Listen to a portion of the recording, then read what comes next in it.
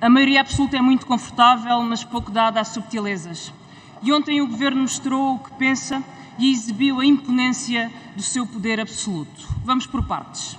Há semanas o Primeiro-Ministro disse ao Parlamento que se os pensionistas continuassem a ser aumentados de acordo com a lei, se perderiam 13 anos de sustentabilidade da segurança social. Um crime imperdoável. Para esse efeito, o Sr. Primeiro-Ministro assinou com um papelucho que a Ministra lhe passou e esclareceu que assim é que se faziam as contas na Europa. Neste orçamento, o próprio Governo anuncia que a conta dos 13 anos era uma aldrabice. O Sr. Primeiro-Ministro não gosta da palavra, mas é o mínimo que se pode dizer sobre uma conta falsificada para impor um corte às pensões futuras. É aldrabice sim, Sr. Primeiro-Ministro. Quando o Primeiro-Ministro levanta a voz para dizer comigo o pensionista não leva no próximo mês menos euros para casa, eu sinto vergonha ao vê-lo usar essa forma de política. O Sr. Primeiro-Ministro sabe que esses euros a mais vão comprar menos remédio e menos comida. E espera que as pessoas não percebam o truque e não lhe façam a pergunta mais difícil de todas. Se diz que está tudo a correr tão bem, o déficit, na dívida, no gasoduto, porque é que o Governo afirma o seu poder reduzindo as pensões? O Governo é como a rainha vermelha da Alice no País das Maravilhas. A verdade é o que eu quero que seja, diz ela. Senhor Primeiro-Ministro, não há nenhuma garantia de aumentos salariais no privado e, de resto, mesmo se os 5.1 acontecessem, os trabalhadores perderiam poder de compra. Na função pública, a atualização média não compensa metade da inflação acumulada. Mas a verdade do Governo é só uma. Todos devem agradecer a sua benevolência. Temos memória de outras maiorias absolutas, Sr. Primeiro-Ministro. Lembramos bem desses anos em que o empobrecimento era certo e um banqueiro dizia ao povo para aguentar. A banca foi então resgatada com o dinheiro de todos. Agora os lucros aumentam 800% e, como prémio, o Governo oferece aos bancos a maior borla fiscal da última década. Senhoras e senhores deputados, o Banco Central Europeu acaba de confirmar mais uma subida dos juros porque acha que é empobrecendo as pessoas que se combate a inflação e nisso não é contrariado por este orçamento. As notícias podem agradar à banca, mas tiram um sono a quem tem um crédito à habitação. E chegados ao final do segundo dia de debate orçamental, o Governo não consegue apresentar uma medida concreta que proteja estas pessoas. Os acionistas da Galp festejam 816 milhões de euros em dividendos desde 2021 e anunciam mais. Os acionistas do Pingo Doce esfregam as mãos com os lucros de 400 milhões até setembro. Neste país há senhores felizes com a inflação e que agradecem este orçamento.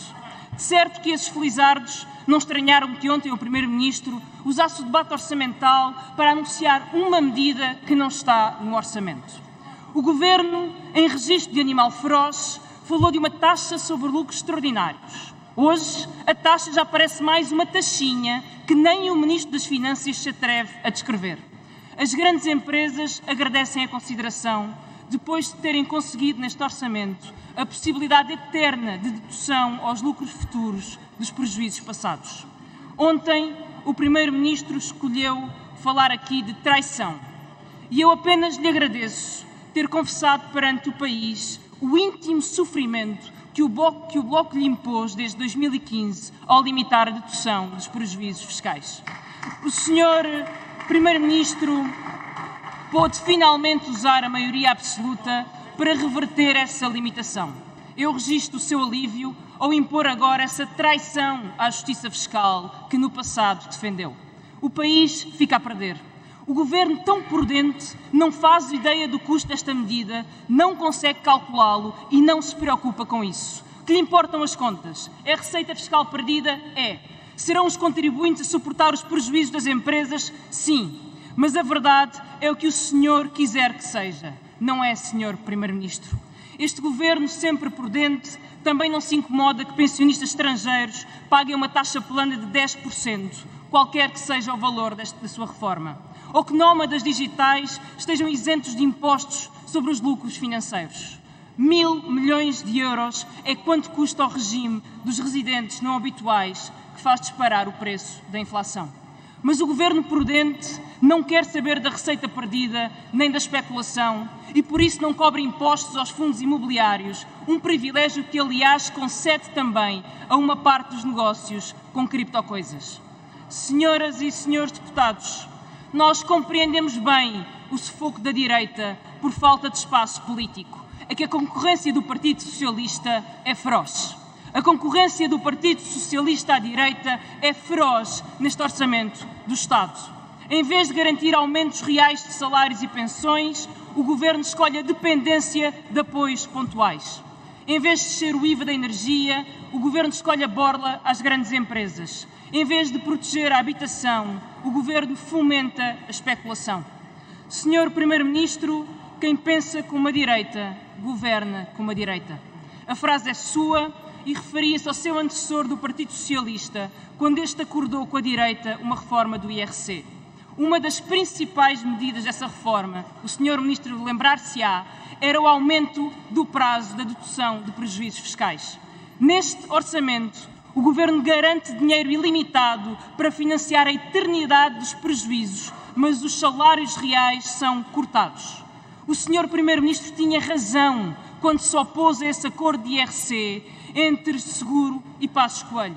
Quem pensa como a direita acaba a governar como a direita.